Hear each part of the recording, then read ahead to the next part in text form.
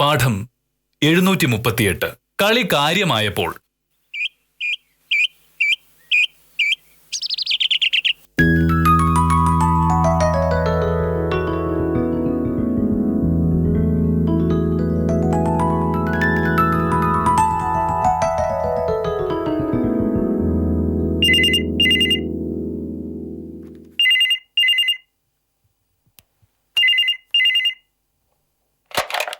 Hello, അതെ,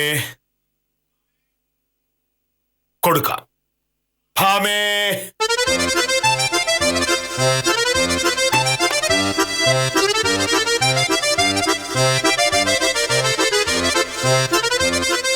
ആരാ മോനോട്ടാ? ചോദിച്ചില്ല. ഹലോ, ആ സത്യപാല, ഇതെന്താ രാവിലെ? ഇന്നോ? ഇന്ന് ലീവാന്ന് ഇന്നലെ പറഞ്ഞതല്ലേ? അതെ, ഒരു കാര്യം ചെയ്യ്, വിധി ഒന്ന് വിളിച്ചു നോക്ക്. അവളും ഇന്ന് വരാൻ സാധ്യതയില്ല. ഓ, ഞങ്ങൾ ഇന്നലെ ഉച്ച കഴിഞ്ഞപ്പോഴേക്കും ഓഫീസിൽ നിന്ന് ഇറങ്ങി. എനിക്ക് വിധിക്ക് ഓരോ ചുരിദാർ വാങ്ങണമായിരുന്നു. പിന്നെ സുലൈമാനിക്കയുടെ ഹോട്ടലിൽ കയറി ഭക്ഷണം കഴിച്ചു. എന്തായാലും സത്യപാലൻ വിധി ഒന്ന് വിളിച്ചു നോക്ക്. ഓ ശരി. ഇന്നലെ ചുരിദാർ വാങ്ങിയ എത്ര രൂപയായി? 1100. 1100 രൂപ. എന്റെ കയ്യിൽ നിന്ന് നീ ഇന്നലെ വാങ്ങിക്കൊണ്ട് പോയത് 1500 രൂപയാണ്. ബാക്കി 400 രൂപ അവിടെ. അത് ഞാൻ വിഴുങ്ങി. ഞാൻ കാര്യമായിട്ടാണ് ചോദിക്കുന്നത്.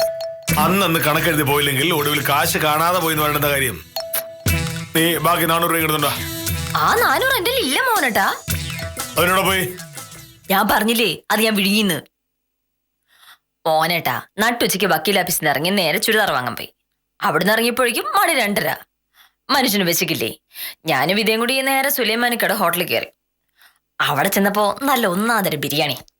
സുലൈമാനിക്കയുടെ ഹോട്ടലിലെ ബിരിയാണിയുടെ സ്വാദ് ഞാൻ പറയേണ്ട കാര്യമില്ലല്ലോ. വിദ്യ പറഞ്ഞു ഒരുപാട് നാളായില്ലേ നമ്മളൊരു ബിരിയാണി കഴിച്ചിട്ട്, ഇന്നൊരു ബിരിയാണി കഴിക്കാന്ന്. അങ്ങനെ ഞങ്ങൾ ഓരോ ബിരിയാണി കഴിച്ചു. രൂപ 260 അങ്ങനെ പോയി. പിന്നെ പോരാ നേരം സുദർശന ജ്യൂസ് കടയുന്ന ഓരോ ജ്യൂസും 80 രൂപ അങ്ങനെയും പോയി. വക്കീൽ ഓഫീസിൽ നിന്ന് തുണിക്കടയിലേക്കുള്ള ഓട്ടോ കാശ് വിദ്യയായിരുന്നു കൊടുത്തിരുന്നത്. അങ്ങനെ ചോദിക്കാത്ത നീ ഇങ്ങനെ ദൂരത്ത് ശീലിച്ചത്. ഇനി മേൽ നിനക്ക് 10 രൂപ എടുത്തല്ലേ? അതായിരുന്നു നോക്ക്.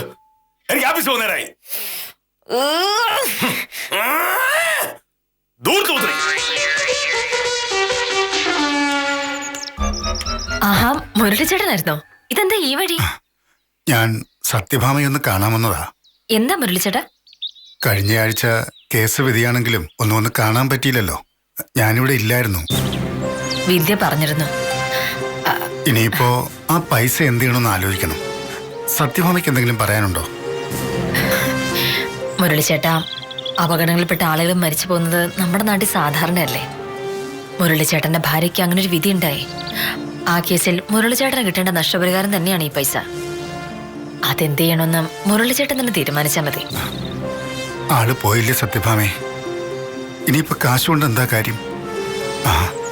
ഏതെങ്കിലും അനാഥ മന്ദിരത്തിനോ മറ്റോ കൊടുക്കാം. എനിക്കെന്തായാലും ആ പൈസ വേണ്ട. ഫീസൊക്കെ ഞാൻ വിദ്യാലക്ഷ്മി ഏൽപ്പിച്ചിട്ടുണ്ട്. എന്തെങ്കിലും കുറവുണ്ടെങ്കിൽ പറയാൻ മടിക്കരുത്. അത് പറയാനാ ഞാൻ വന്നത്. ഒരു കുറവുമില്ല. എന്താ പേരെന്നാ പറഞ്ഞേ? സതീശൻ. ഇതായിരിക്കുന്നു ഗ്യാസുറ്റി. നിങ്ങളിങ്ങനെ അങ്ങോട്ട് അന്വേഷിച്ചു പോയി പരാതി തീർക്കുന്ന പരിപാടിയൊക്കെ എന്ന് തുടങ്ങി?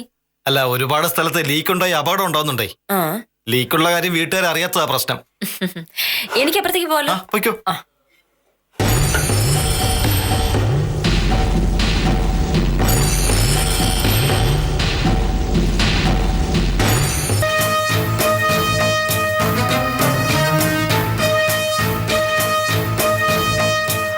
സാറേ, എന്ത് സാറേ? ഫോണില്ലേ? വീട്ടിലെ ഫോണിലേക്ക് വിളിക്കുക. എന്ത് സാറേ? ഒരു പ്രശ്നം വിളിക്ക.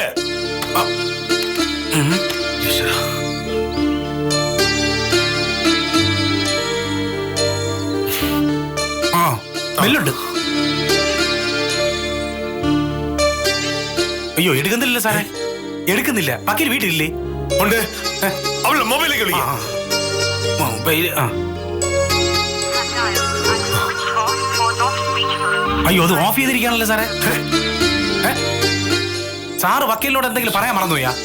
അതല്ല ഉത്തമ, പിന്നെ ഗ്യാസിന് ലീക്ക് ഉണ്ടോന്ന് ചോദിച്ച് ഒരുത്തൻ വീട്ടിൽ വന്നിട്ടുണ്ട്. അയ്യോ, ഞാൻ ഇങ്ങോട്ട് പോകുമ്പോ അവൻ അകത്ത് കയറുന്നുണ്ടായിരുന്നു. ഉത്തമം വണ്ടി തരാം വീട്ടിലേക്ക് ഇവിടെ. ഇറങ്ങി ഇറങ്ങി. ഇത് നേരത്തെ പറഞ്ഞിരുന്നെങ്കിൽ ഓടിച്ച് ഓട്. പിടിച്ചിരുന്നോണേ.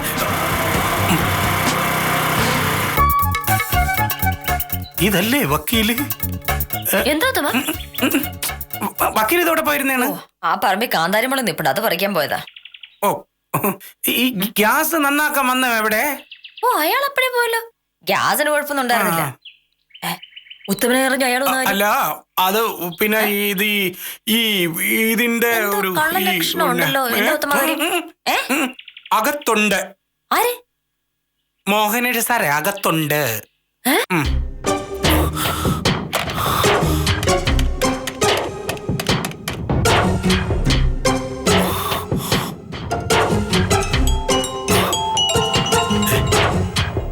ഇതോടെ